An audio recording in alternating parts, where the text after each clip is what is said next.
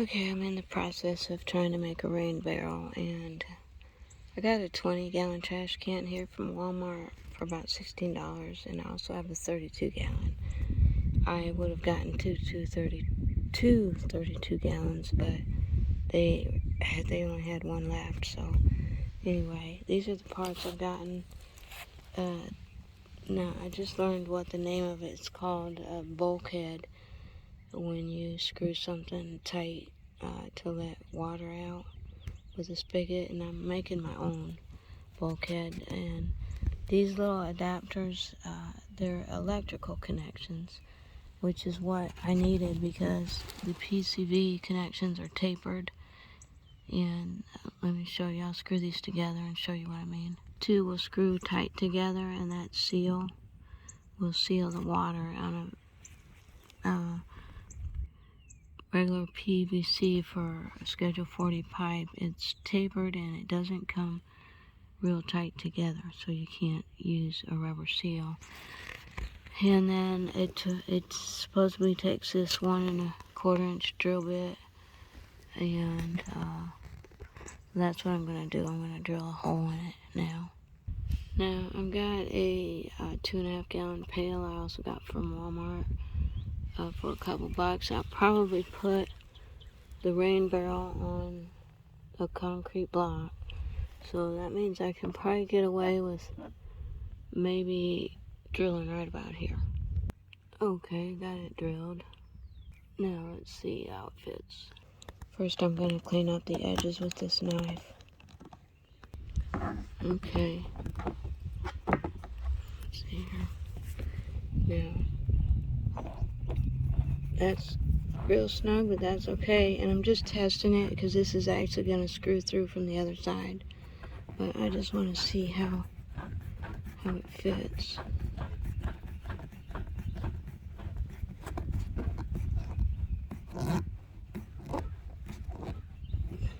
Yeah, it looks like it's gonna work, and then of course this will get screwed on. But I'm gonna come from the inside out, and then I'll screw this piece on the outside. Let me do that. Okay, I'm on the inside of the can. Hold on. On the inside of the can, I'm gonna screw this in.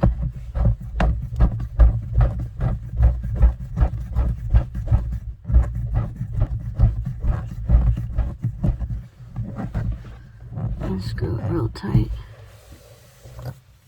Okay, it's not tight enough yet, but now I'm gonna put this female part on. By the way, this is called a 1-inch male threaded adapter for electrical, and this is a female threaded adapter for electrical.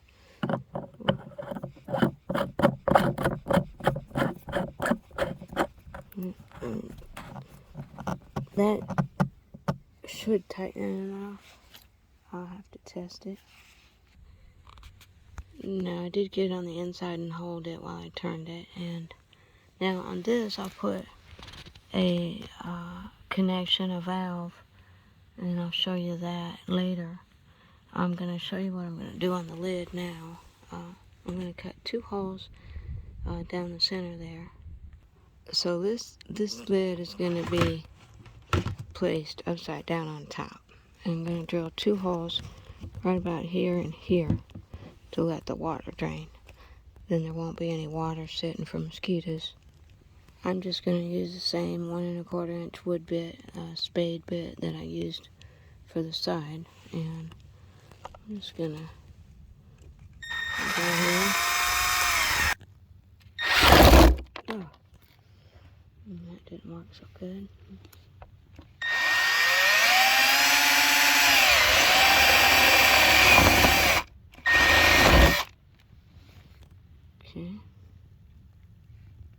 Okay, that's really thin plastic. It tore a little bit, but it will still work.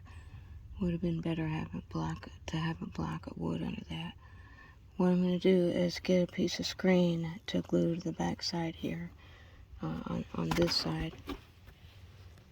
I'll glue a piece of screen here, right over the top of all those holes and cuts.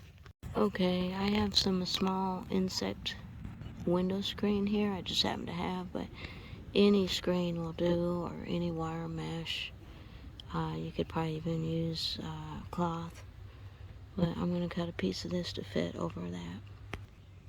Okay, I cut a piece that will fit over the sides here, and plenty of room over here where I'll put the glue. I'll cut myself 2 pieces since I'm making 2.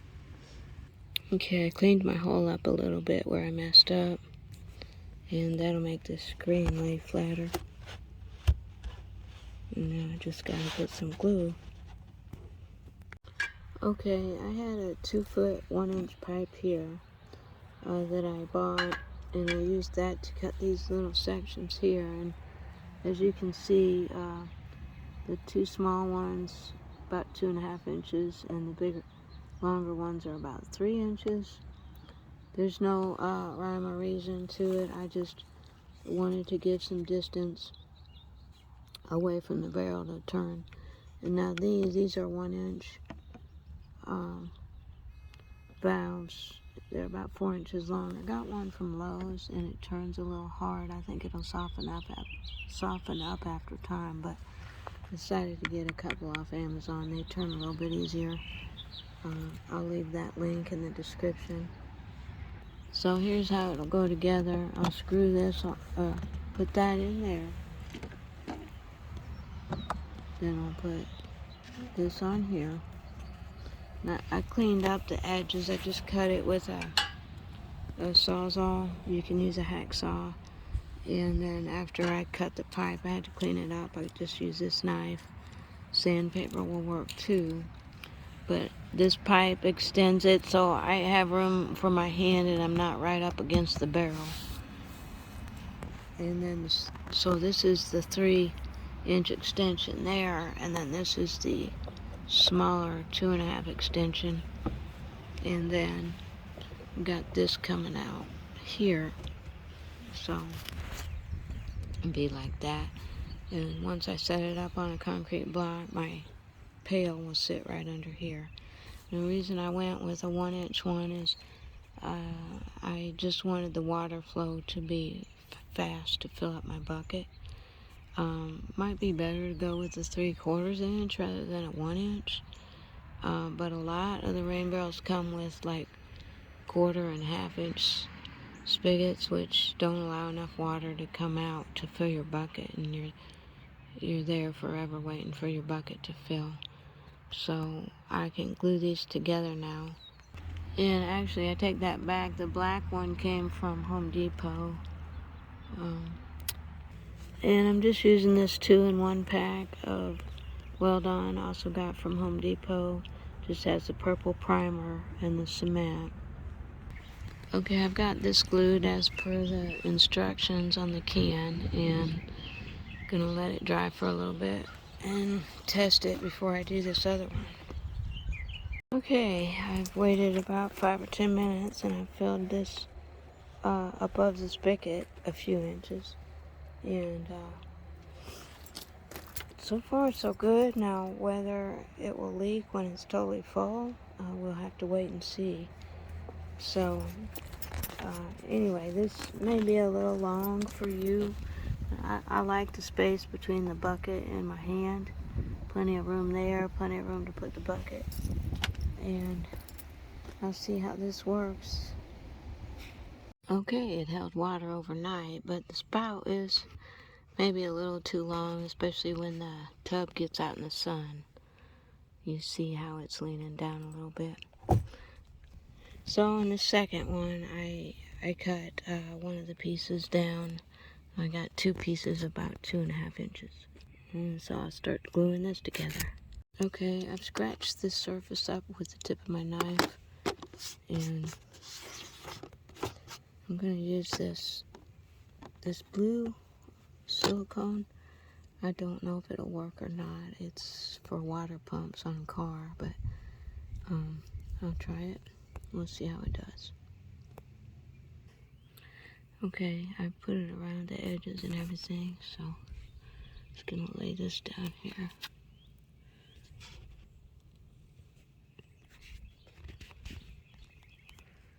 press it down.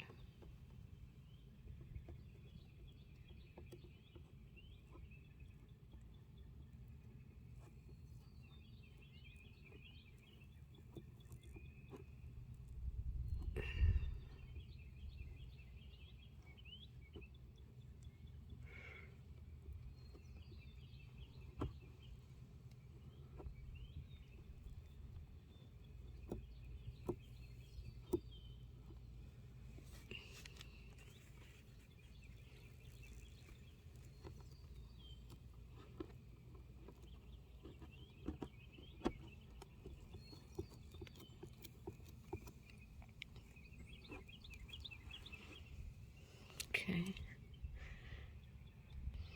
It's not really working for the edges, so I'll probably trim them off, but I put another ring of goop here. I'm just gonna work that in.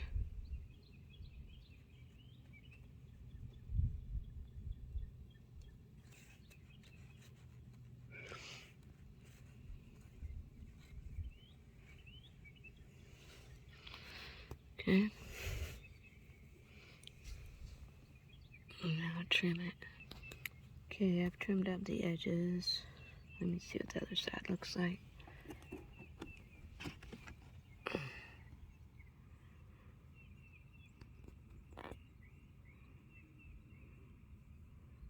Alright, that should work.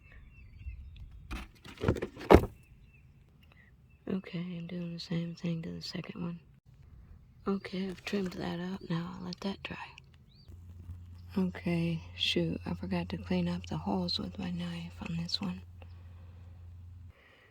Okay, I've zip tied it on 4 spots. These holes were already here on the handle side, in the lid too. And I had to drill that hole there and the hole on the other side. Okay, I got it set up so the rain will fall from there. And it may not be in just the right spot, but it should get some water for now. I have to fine tune the position later, but having it up on bricks will help a little from getting the bottom help the bottom from getting dirty like the 5-gallon bucket was getting. So now we just have to wait for the rain. I did lose the very end piece, so I haven't quite finished that. I don't know where it went. It's raining. I gotta check. Gotta check the rain barrel. Okay. It's raining and it's windy. Yeah.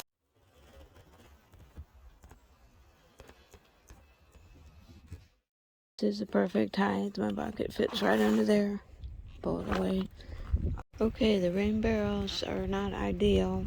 They are gonna hold water though, and this one got filled up. I have taken about 2 gallons out, but it is gonna hold up. The wind blew it over quite a bit. I'm gonna have to straighten out the base. This one over here, I did the same thing. It fell over, and I think I showed you, but it broke the zip ties when it fell, but it did finally fill up. So I'll be able to use that.